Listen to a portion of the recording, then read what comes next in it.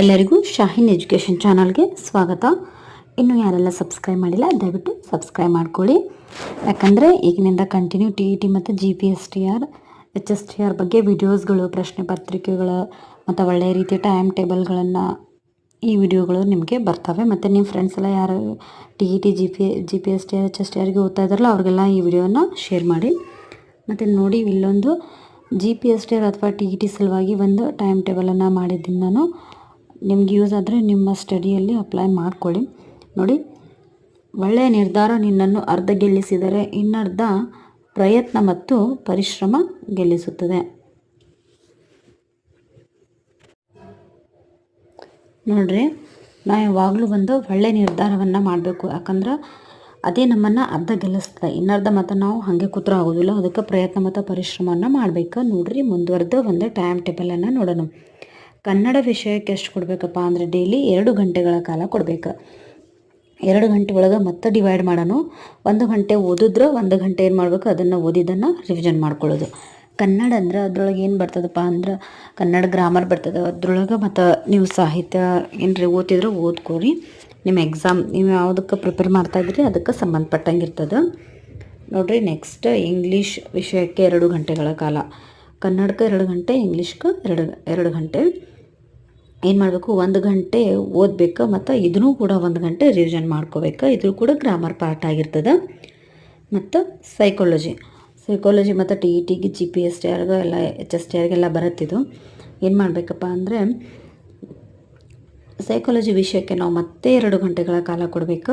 ಅದರಲ್ಲೂ ಕೂಡ 1 ಗಂಟೆ ಓದಬೇಕು, 1 ಗಂಟೆ ರಿವಿಷನ್ ಮಾಡೋದ್ರೊಳಗೆ 1 ಗಂಟೆ ಒಳಗೆ ಏನು ಮಾಡ್ಬೋದು, ನೀವು ಹಳೆ ಪ್ರಶ್ನೆ ಪತ್ರಿಕೆಯನ್ನು ತಗೊಂಡು ಕೂಡ ಓದ್ಬೋದು. ಹಳೆ ಪ್ರಶ್ನೆ ಪತ್ರಿಕೆ ಬಿಡಿಸೋದ್ರಿಂದನೇ ಅತಿ ಹೆಚ್ಚು ಅಂಕಗಳನ್ನು ನಾವು ಗಳಿಸ್ಬಹುದು. ಸೈಕಾಲಜಿಯಿಂದ ಭಾಳ ಯೂಸ್ ಇದೆ. ಯಾಕಂದ್ರೆ GPSTR ಒಳಗೆ 60 ಪ್ರಶ್ನೆಗಳು ಸೈಕಾಲಜಿ ಮೇಲೆ ಬಂದಿರ್ತವೆ. ಅದಕ್ಕೆ ಅದನ್ನು ಚೆನ್ನಾಗಿ ಓದ್ಕೋಬೇಕು. TETಯಲ್ಲೂ ಕೂಡ 30 ಪ್ರಶ್ನೆಗಳು ಬರೋದ್ರಿಂದ ಅಲ್ಲಿ 20-25 ತೊಗೊಂಡ್ರು ನಿಮ್ಮ ಸ್ಕೋರ್ ಹೆಚ್ಚಾಗುತ್ತೆ, ನೀವು ಎಲಿಜಿಬಲ್ ಆಗ್ತೀರಿ. ನೆಕ್ಸ್ಟ್ ಸಮಾಜ ವಿಜ್ಞಾನ ವಿಷಯಕ್ಕೆ, ಮತ್ತು ಇದು ನಮ್ಮ ವಿಷಯ ಇರ್ತದಲ್ಲ, ಅದಕ್ಕೆ GPSTR ಒಳಗೆ ಡಿಸ್ಕ್ರಿಪ್ಟಿವ್ ಟೈಪ್ ಆನ್ಸರ್ ಬರೀದಿರ್ತದೆ ಮತ್ತು ಮಲ್ಟಿಪಲ್ ಚಾಯ್ಸು ಇರ್ತವೆ. ಅದಕ್ಕೆ ಏನು ಮಾಡ್ಬೇಕು, ನಾವು ಸಮಾಜ ವಿಜ್ಞಾನಕ್ಕೆ 4 ಗಂಟೆಗಳ ಕಾಲ ಕೊಡಬೇಕು ಒಂದಿನಕ್ಕೆ. ನೋಡಿರಿ, 2 ಗಂಟೆಗಳ ಕಾಲ ಗೌರ್ಮೆಂಟ್ ಪುಸ್ತಕ ಆಗಲಿ ಮತ್ತು ಒಂದು ಆಥರ್ ಬುಕ್ ಆಗಲಿ ಅದನ್ನು 2 ಗಂಟೆಗಳ ಕಾಲ ಓದಬೇಕು ಡೈಲಿ. 2 ಗಂಟೆ ಆಗ್ಲಿಕ್ಕಪ್ಪ ಅಂದ್ರೆ 1 ಗಂಟೆ ಓದೋಕೆ ಟ್ರೈ ಮಾಡಿರಿ.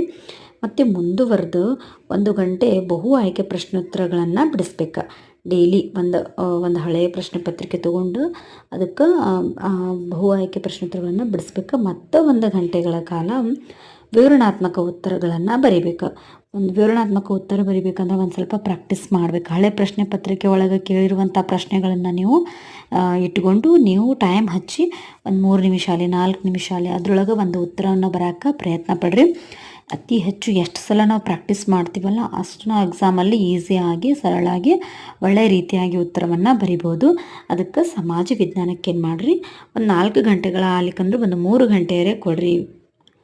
ಮುಂದುವರೆದ ಕರೆಂಟ್ ಅಫೇರ್ಸ್ ಮತ್ತು ಕಂಪ್ಯೂಟ್ರ್ ಮತ್ತು ನಮಗೆ ಕಂಪ್ಯೂಟರ್ ಮತ್ತು ಕರೆಂಟ್ ಅಫೇರ್ಸ್ GPSTR ಒಳಗೆ 1ನೇ ಪತ್ರಿಕೆ ಒಳಗೆ ಪ್ರಶ್ನೆಗಳು ಬರೋದ್ರಿಂದ ಏನು ಮಾಡಿರಿ, ಕರೆಂಟ್ ಅಫೇರ್ಸ್ಗೆ ಒಂದು ಸ್ವಲ್ಪ ನ್ಯೂಸ್ ಪೇಪರ್ ಓದ್ರಿ.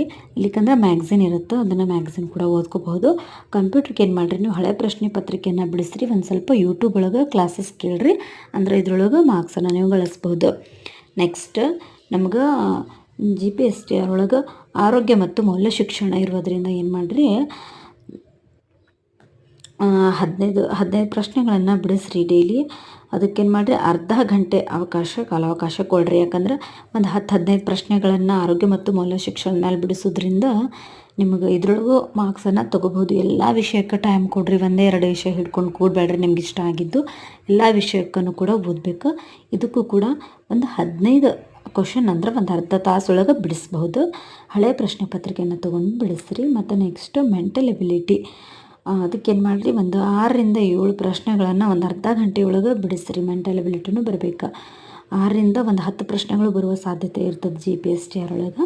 ಅದಕ್ಕೇನು ಮಾಡಿರಿ, ಇದೆಲ್ಲ ಒಂದು ಟೈಮ್ ಟೇಬಲ್ ನಿಮ್ಗೆ ಯೂಸ್ ಆದರೆ ನಿಮ್ಮ ಸ್ಟಡಿ ಒಳಗೆ ಅಪ್ಲೈ ಮಾಡ್ಕೊರಿ. ಮತ್ತೇನು ಮಾಡಿರಿ, ಯಾವಾಗಲೂ ಓದೋದನ್ನು ನಿಲ್ಲಿಸ್ಬೇಡ್ರಿ ಮತ್ತು ಪ್ರಯತ್ನ ಪಡೋದ್ರನ್ನು ನಿಲ್ಲಿಸ್ಬೇಡ್ರಿ. ಎಲ್ಲರಿಗೂ ಒಳ್ಳೆಯದಲ್ಲಿ ಟೈಮ್ ಟೇಬಲಿಂದ ಒಂದು ಸ್ವಲ್ಪ ಯೂಸ್ ಆಗ್ಯದ ಅಂತ ಅನ್ಕೋತೀನಿ. ಯೂಸ್ ಆದರೆ ಕಮೆಂಟ್ ಬಾಕ್ಸಲ್ಲಿ ಯೂಸ್ ಆಗಿದೆ ಅಂತ ಹೇಳಿ ಮೆಸೇಜ್ ಮಾಡಿ. ಮತ್ತು ಇನ್ನೂ ಟೈಮ್ ಟೇಬಲ್ ಬೇಕಂದ್ರೆ ನಿಮ್ಗೆ ಕಮೆಂಟ್ ಮಾಡಿರಿ. ನಾನು ಇನ್ನೂ ಟೈಮ್ ಟೇಬಲ್ ಮಾಡಿ ನಿಮಗೆ ಕೊಡೋಕ್ಕೆ ಪ್ರಯತ್ನ ಮಾಡ್ತೀನಿ. ಎಲ್ಲರಿಗೂ ಒಳ್ಳೆಯದಾಗಲಿ. All the best.